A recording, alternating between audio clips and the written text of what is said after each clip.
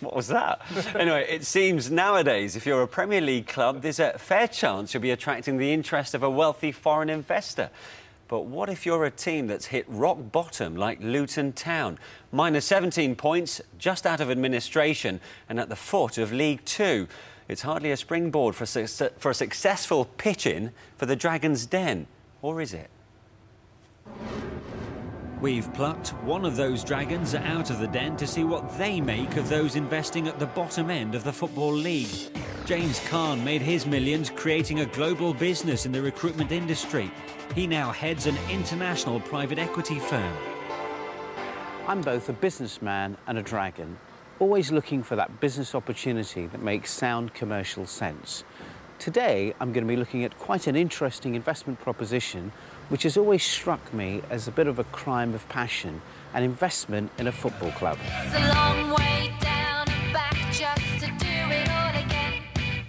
My destination this morning is Luton Town Football Club. The club has actually been in administration 3 times in the last 10 years.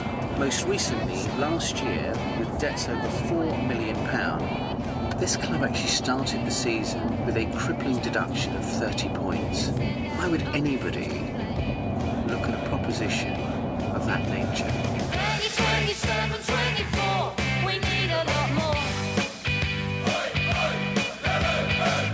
Okay, here we are, Kenilworth Road, the home of Luton Town Football Club. The club's actually been based here for just over 100 years now. Hi, James. Nick. Hi, Good to see you. How are you? This is Gary. Hi, Gary. Nice to see you. So, Nick, you're 50 years now. Yeah, 50 years here now. Yeah. I'm the sort of figurehead of the consortium, really. Like that. Quite challenging times, eh? Very challenging, yeah. But there again, being a Luton supporter has often been challenging over the years. Good luck. What's the plan this morning? Well, we're off to a book signing. Hasn't quite started. Okay. Hi, hello. All well? Are you ready to buy some books? I've got you down for 10 each. Okay. What's the income stream of the club? I couldn't tell you that, because I don't really know. It's the sort of question you need. Sign the back of my shirt. Yeah, excuse me, old son. We will be moving elsewhere, and we're looking at about 6 potential sites. But do you think, I mean, even if you have a facility of, let's say, 25, 30,000, I mean, is there really a supporter base that strong to be able to accommodate that? We took 30,000 to Wembley when we won the Littlewoods Cup. We had 25,000 behind the goal and we got to the semi-final of the FA Cup at Villa Park. Yeah, but that in was over 1985. 20 years ago. I mean, Yeah, but why not now? This stand we're walking under now, it was the main stand at Kempton Park Racecourse. So this stand has been here since the 20s and it was second-hand then.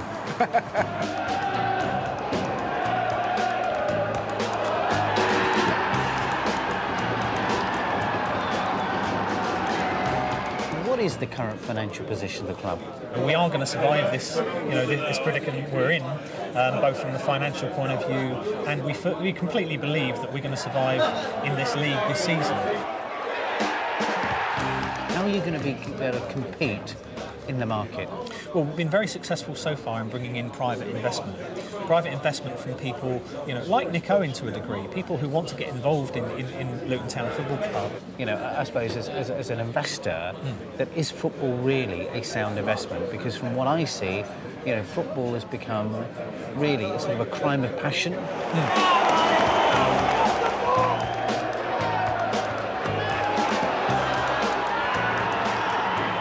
Do you really believe that as an investor you can make a return in this? Well, I haven't actually, in my portfolio, put down that I'll get a return for this investment. So this is really a sense of passion. Is that what you were thinking? Well, I was born in Luton. I've worked in Luton all my life. My family are from Luton. And we're just Luton people. And Luton needs a football club. Sure. And we're going to make sure it keeps a football club. What am I doing here? It's evident to me that the credit crisis is not just affecting the British economy, but it's also affecting football clubs. For me, as a financial model, it's probably not something I would invest in. What I have learned today, football clubs are such an integral part of their local communities. To me, saving football clubs is just as important as saving the banks.